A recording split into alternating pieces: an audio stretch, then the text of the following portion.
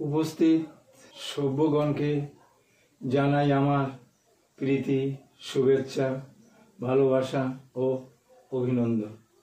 আশা করি আপনারা ভালো আছেন।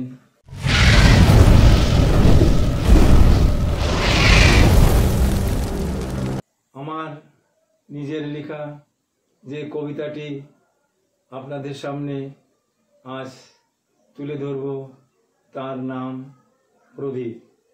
চলুন কবিতাটি শুনে আসি।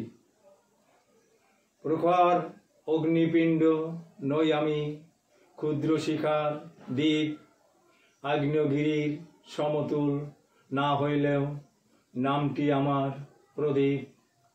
ছোট বলে কেহ করোনা আমায় মমতা, সারা বিশ্ব জানে আমার লেলিহান ক্ষমতা।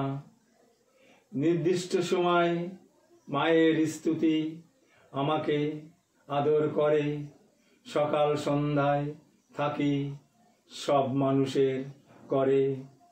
দেবতাদের আরাধনার সময় থাকি সবার সঙ্গে, ভুলে যেও না বন্ধু কত ঘটনা আছে এই ভূখণ্ডে। কখনো হই আমি পূজার উপকরণের অর্ঘ্য, কখনো বা সারা হৃদয়ে থাকে আমার ধ্বংসের দর্প।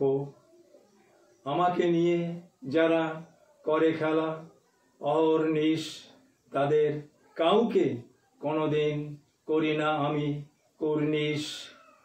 আমি পূজারীদের মঙ্গলের বাতি, সাবধান কেউ করো না আমায় পকেটের সাথী।